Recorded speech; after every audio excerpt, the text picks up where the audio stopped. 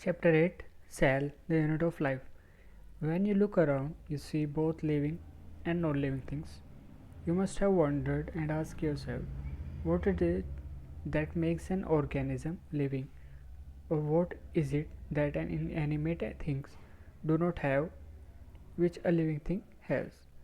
The answer to this is the presence of the basic unit of life, the cell in all living organisms.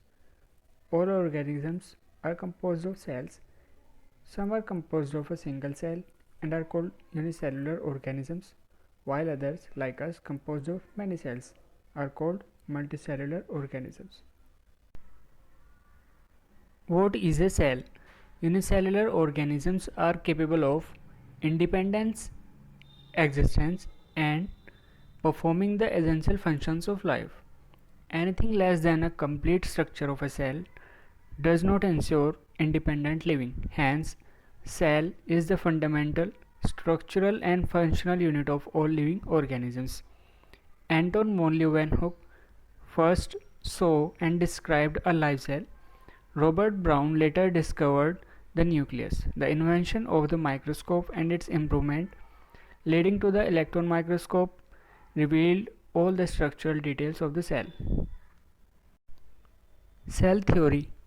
In 1838, Matthias Sladen, a German botanist, examined a large number of plants and observed that all plants are composed of different kinds of cells which form the tissues of the plant. At about the same time, Theodore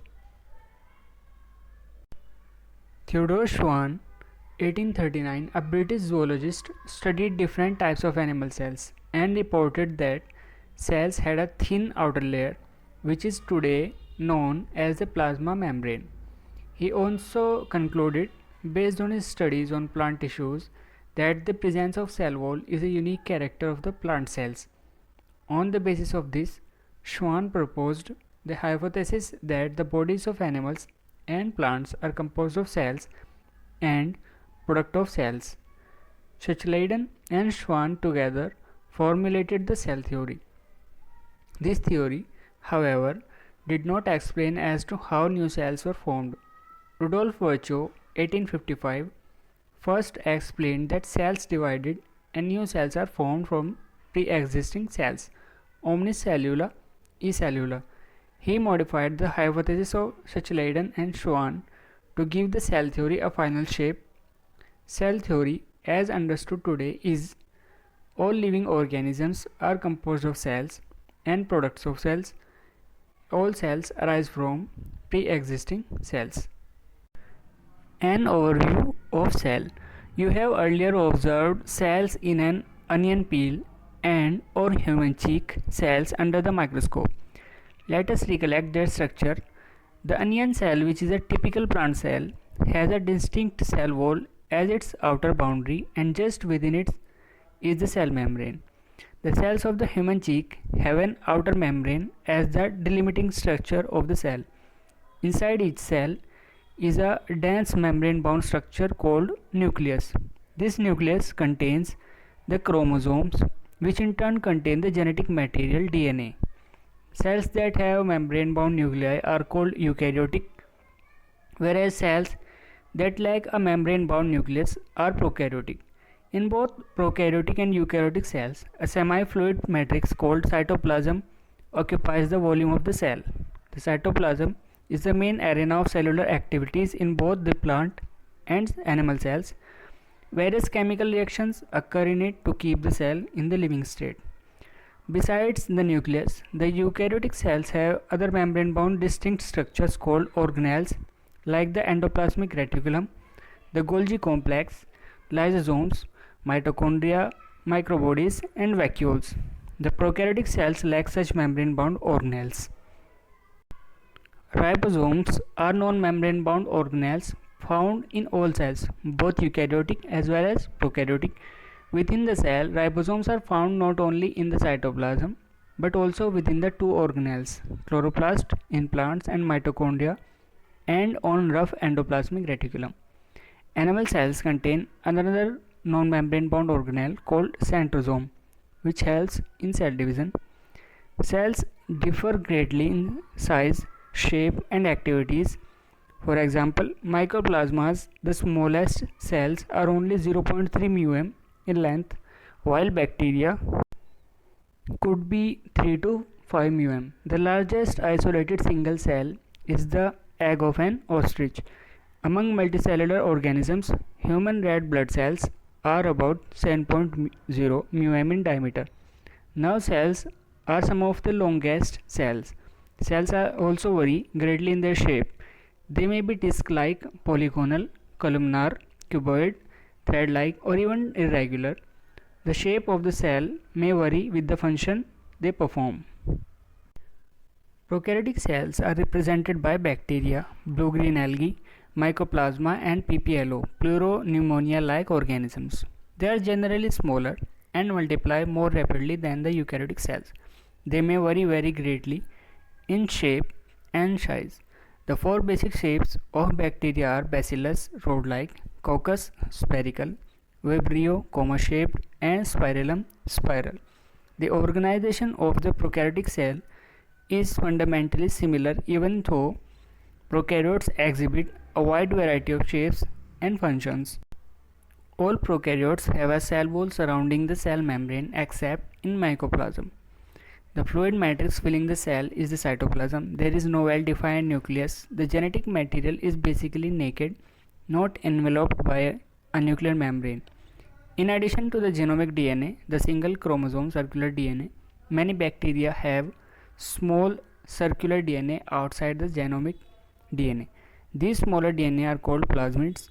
The plasmid DNA confers certain unique phenotypic characters to such bacteria.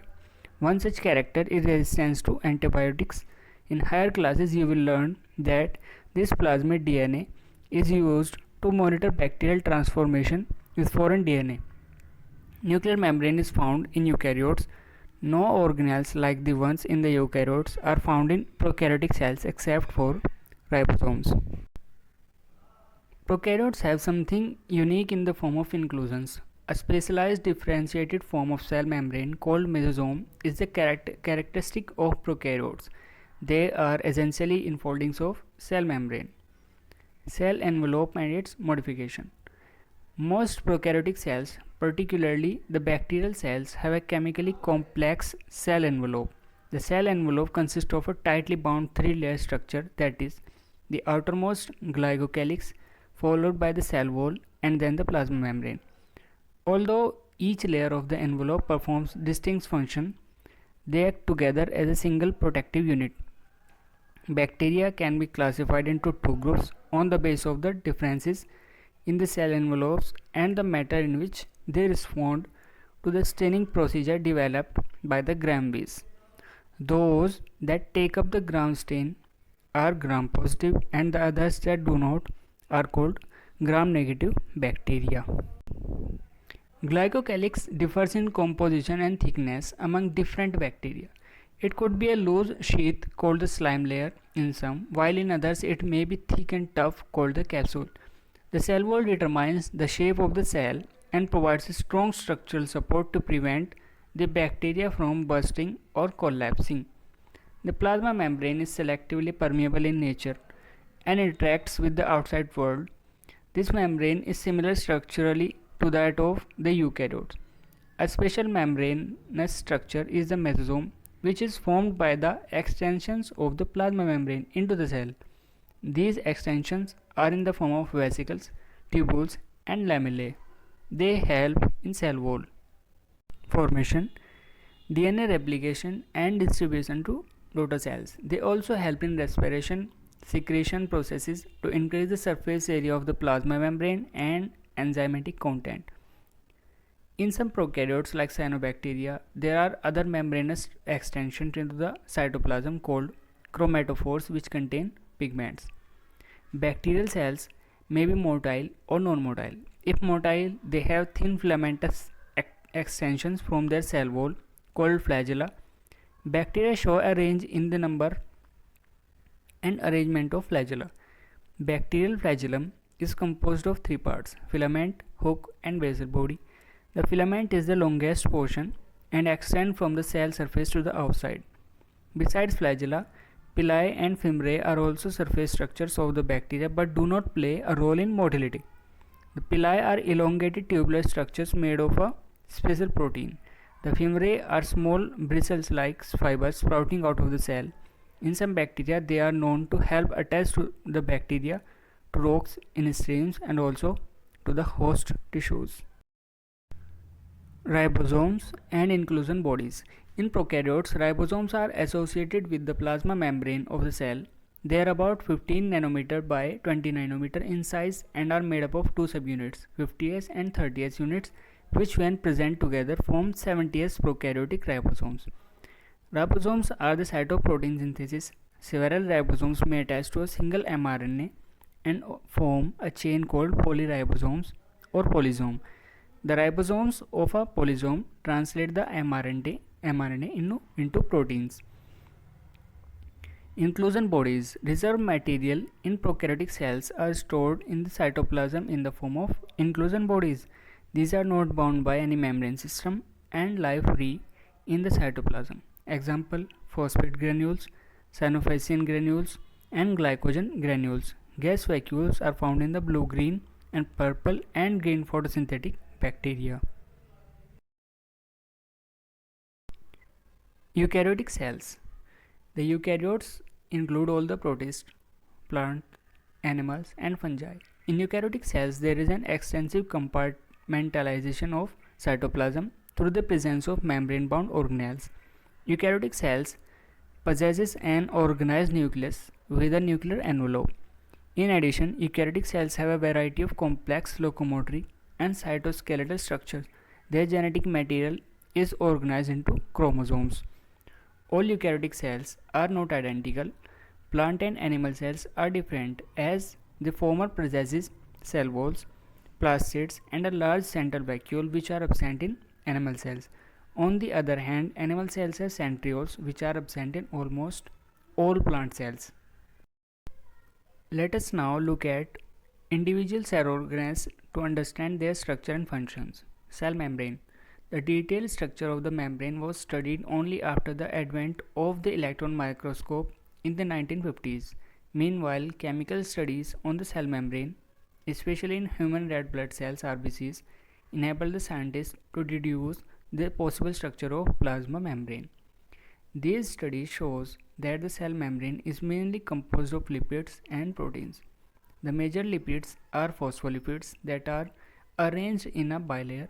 Also, the lipids are arranged within the membrane with the polar head towards the outer sides and the hydrophobic tails towards the inner part.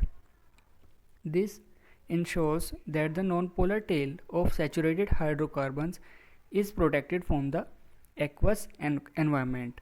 In addition to phospholipids, membrane also contains cholesterol. Later, biochemical investigation clearly revealed that the cell membrane also possesses protein and carbohydrate. The ratio of protein and lipid varies considerably in different cell types. In human beings, the membrane of the erythrocyte has approximately 52% protein and 40% lipids. Depending on the ease of extraction, the membrane proteins can be classified as integral and peripheral. Peripheral proteins lie on the surface of membrane, while the integral proteins are partially or totally buried in the membrane. An improved model of the structure of cell membrane was proposed by Singer and Nicholson, 1972, widely accepted as fluid mosaic model. According to this, quasi-fluid nature of lipid enables lateral movement of proteins within the overall bilayer. This ability to move within the membrane is measured as its fluidity. The fluid nature of the membrane is also important from the point of view of functions like cell growth, formation of intercellular junctions, secretion, endocytosis, cell division, etc. One of the most important functions of the plasma membrane is the transport of the molecules across it. The membrane is selectively permeable to some molecules present on either side of it. Many molecules can move briefly across the membrane without any requirement of energy, and this is called the passive transport. Neutral solutes may move across the membrane by the process of simple diffusion along the concentration gradient, that is, from higher concentration to the lower. Water may also move across the membrane from higher to lower concentration. Movement of water by diffusion is called osmosis. As the polar molecules cannot pass through the nonpolar lipid bilayer, they require a carrier protein of the membrane to facilitate their transport across the membrane. A few ions or molecules are transported across the membrane against their concentration gradient, that is, from lower to the higher concentration. Such a transport is an energy dependent process in which ATP is utilized and is called active transport. Example: Na plus K plus pump. Cell wall. As you may recall, a non-living rigid structure called the cell wall forms an outer covering for the plasma membrane of fungi and plants. Cell wall not only gives shape to the cell and protects the cell from mechanical damage and infection, it also helps in cell-to-cell interaction and provides barrier to undesirable macromolecules. Algae have cell wall made up of cellulose, galactans, mannans, and minerals like calcium carbonate, while in other plants it consists of cellulose, hemicellulose, pectins, and proteins.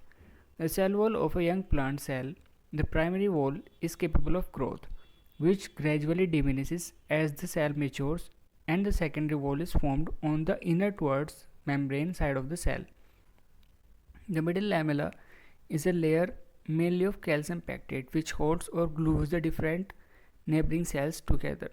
The cell wall and middle lamella may be traversed by plasmodesmata which connect the cytoplasm of neighboring cells. We will continue with the part 2. Stay tuned.